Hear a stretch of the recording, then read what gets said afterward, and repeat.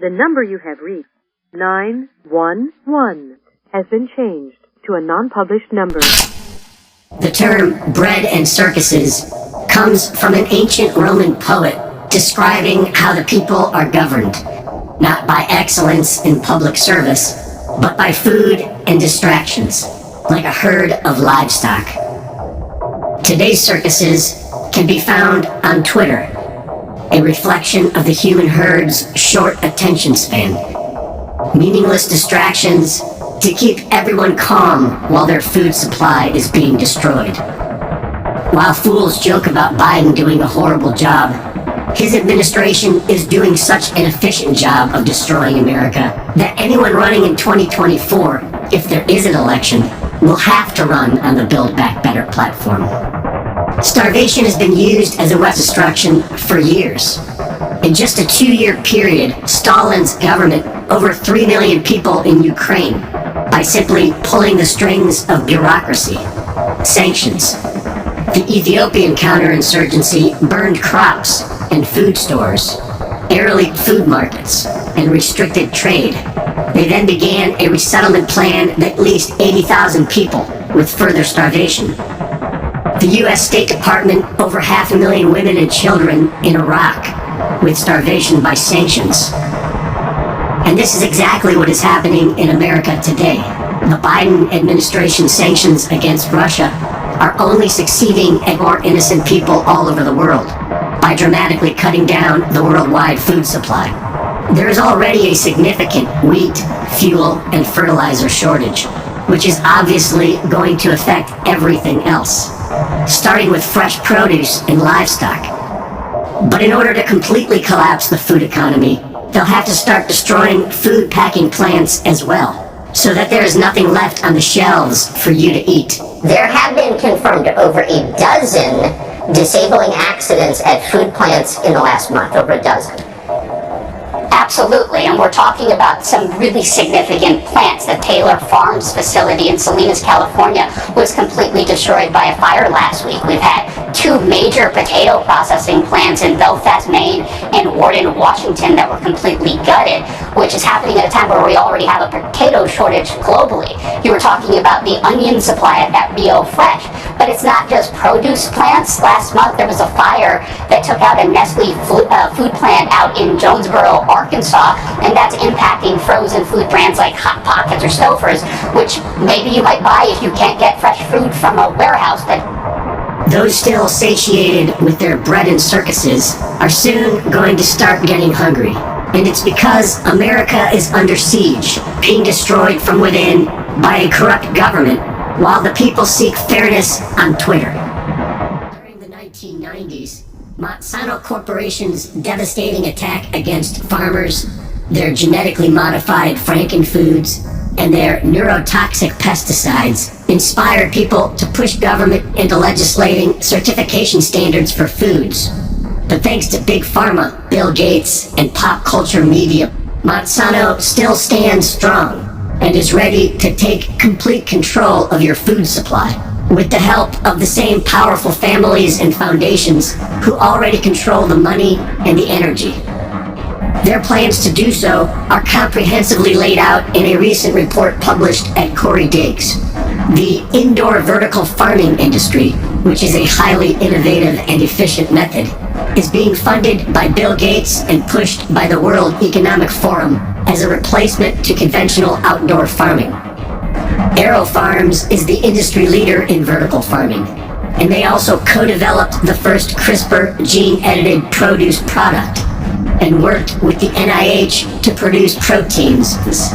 AeroFarms makes it clear that they are not conventional gardeners. They are all about synthetic food products, which is clearly the trend in this growing industry. Monsanto is creating specially tailored genetically cut seeds for these vertical farms. And the University of California is developing a plant-based mRNA vaccine that farms can grow in heads of lettuce, which happens to be the main crop of these new farms.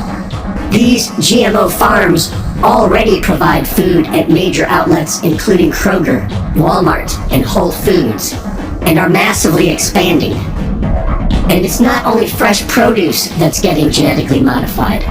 The USDA and FDA have already approved genetic modifications on pigs, salmon, and cattle, and they have approved synthetic lab-grown meat. Bill Gates' Good Food Institute plans to reimagine meat production with $10 million of support from the USDA. But in order to make their big pharma food supply the new American model, they will need a major crisis. The 2020 lockdowns distressed the supply chain, which was further affected by U.S. sanctions. This has created a food shortage crisis. Add to that, over a dozen food processing plants have mysteriously been destroyed in the past several weeks, as well as major fertilizer plants during a major fertilizer crisis. To make matters worse, Union Pacific Railroad forces a 20% reduction in shipments from the world's largest fertilizer company. And when the people demand a solution, as it turns out, Bill Gates is heavily invested in alternative fertilizers and is also a chief stockholder of the Canadian National Railway, who claims to be helping the fertilizer market grow. Perhaps Bill Gates and Monsanto will volunteer to save everyone with their new edited bacteria fertilizer. And maybe it will backfire like it did in Africa, when after 15 years of trying to help, all Gates and Monsanto accomplished was increasing starvation by 31%. But that's okay, because it's Monsanto Bear to the rescue with their big pharma food factories, with brand new mRNA-seed lettuce. And as if this wasn't bad enough, the stated goal of this new franken-food industry is to make all food traceable, and that means coating it all in nanotech. Who controls the food supply controls the people. Who controls the energy can control whole continents. Who controls money can control the world. The most effective control technique deployed by the American media is to distract the audience. This is very easy to do, because everyone takes the bait. But today's distractions are threatening our very lives. While people are busy discussing their opinions on he said, she said nonsense from Hollywood stars, and celebrating the fact that one of the billionaires who made hundreds of millions just bought Twitter, the banker's agenda continues to move forward unobstructed. The World Economic Forum has made their intentions clear. You will own nothing and like it. And the best way to accomplish this is through with occasional breaks for good behavior. Shanghai is now building cages around entire apartment buildings to keep people from escaping. An entire new method of government. America's version will be so much more cozy.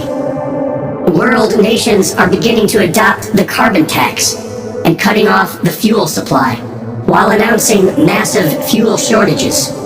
In America, Gavin Newsom is leading the way by cutting off the water and power to Californians, after years of creating the problem by turning off production. While facing a massive fertilizer shortage, Bill Gates owns the majority of farmland and wants you to eat nothing but genetically modified synthetic food products. And he marches forward, and while we face an immediate shortage of fresh foods and staple items, over a dozen food processing plants have been destroyed in recent weeks.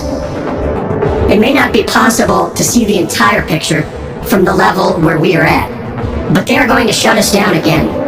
The very systems of government we believed were put in place to serve us by billionaires and banks while they maximize their own profits.